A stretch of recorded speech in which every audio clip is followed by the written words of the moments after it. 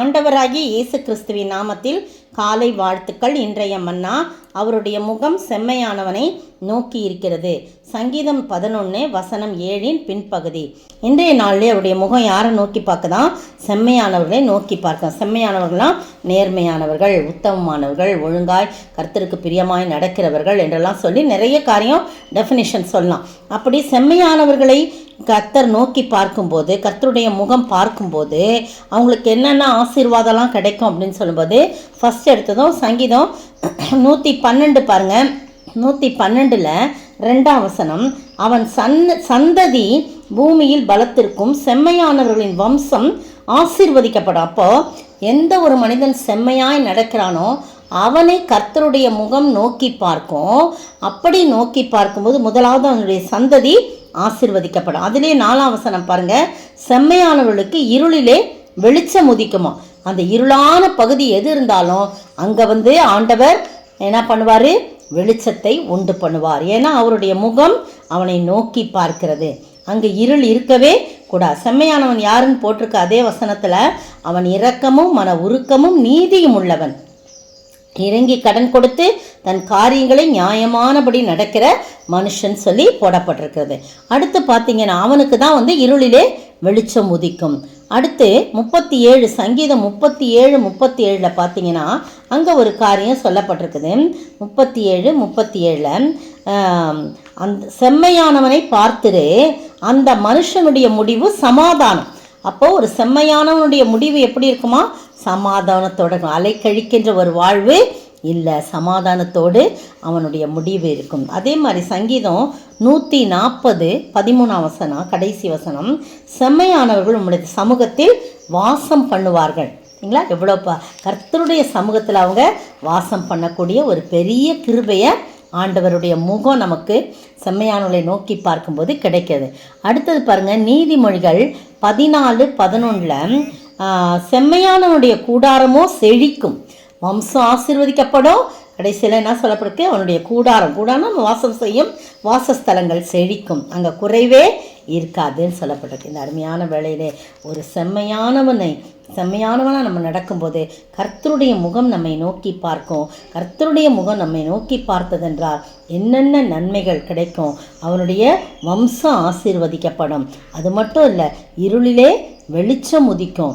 அது மட்டும் இல்லை, பார்த்தீங்கன்னா 37 அவன் அந்த முடிவு, அந்த மனுஷனுடைய முடிவு சமாதானம் என்று சொல்லப்பட்டிருக்கு. அது மட்டும் இல்லை, அவனுடைய எல்லா காரியங்களையும் பார்த்தீங்கன்னா அவன் கர்த்தருடைய சமூகத்தில் அவன் வாசம் பண்ணுவான்.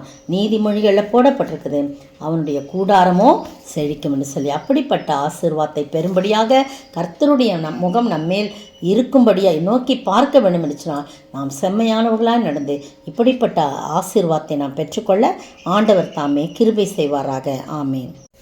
உம்மோடு இருப்பதுதான் உள்ளத்தில் வாஞ்சையா, சித்தம் செய்வதுதான் இதயத்தின் ஏக்கமையா.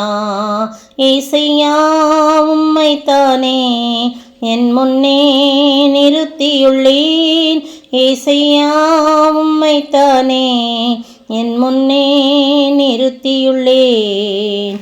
ஸ்தோத்திரிக்கிற ஆண்டவரே, துதிக்கிற ராஜா, வாழ்த்துகிற வணங்கிறப்பா, எப்போவுமே உண்மை எங்களுக்கு முன்னாக நிறுத்தும் போது ஆண்டவரே நாங்கள் செம்மையான காரியங்களை நாங்கள் செய்வோம். ஆண்டவரே, அப்படி செம்மையாய் நாங்கள் நடக்கும்போது உம்முடைய முகம் எங்களை நோக்கி பார்க்கிறது. ஆண்டவரே, உம்முடைய முகம் எங்களை நோக்கி பார்க்கிறதுனால எங்களுடைய வம்சம் ஆசீர்வதிக்கப்படும், எங்களுடைய கூடாரம் செழிக்கும். ஆண்டவரே, எங்களிலே இருளிலே வெளிச்சம் உதிக்க. ஆண்டவரே, எங்களுக்கு சமாதானம் கிடைக்க. ஆண்டவரே, அப்படிப்பட்ட கிருபைகளை நீங்கள் எப்பொழுதும் எங்களுக்கு தருகிறபடினாலே உம்மை ஸ்தோத்திரிக்கிறோம். துதிக்கிற ராஜாவே, மெய் நன்றியோடு மெய் ஸ்தோத்திரிக்கிறோம். தகப்பனே, நீரே போதுமானவராக இருந்து எங்களை வழிநடத்துகிற கிருபைக்காய் உமக்கு கோடான கோடி ஸ்தோத்திரம் ஆண்டவரே.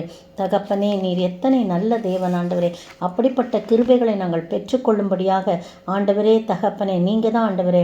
அப்பா, நீர் உம்முடைய சமூகத்திலே நாங்கள் வாசம் பண்ணும்படியாக கூட நீங்கள் கிருபை செய்கிறீங்க. அப்படியாய் அந்த கிருபைகளை நாங்கள் பெற்றுக்கொண்டு வாழ நீதாமே உம்முடைய முகத்தை எப்பொழுதும் எங்கள் மீது நோக்க வேண்டும் என்று கர்த்தரும் மீட்பெரும் ராஜாவாகிய இயேசு கிறிஸ்துவின் விலையேறப்பட்ட நாமத்தில் ஜெபிக்கிறேன் பிதாவே. ஆமேன். நேற்றைய பதில், ஆவியில் எளிமையுள்ளவர்கள் நீதி நிமித்தம் துன்பப்படுகிறவர்கள். பரலோக ராஜ்யம் அவர்களுடையது. ஆவியில் எளிமையுள்ளவர்களுக்கும் நீதி நிமித்தம் துன்பப்படுகிறவர்களுக்கும் பரலோக ராஜ்யம் சொந்தமாயிருக்கும். மத்தேயு 5:3 10. இன்றைய கேள்வி: யார் யாருடைய நீதியிலும் நம்முடைய நீதி அதிகமாய் இராவிட்டால் எங்கு பிரவேசிக்க மாட்டீர்கள் என்று இயேசு சொல்லுகிறார்.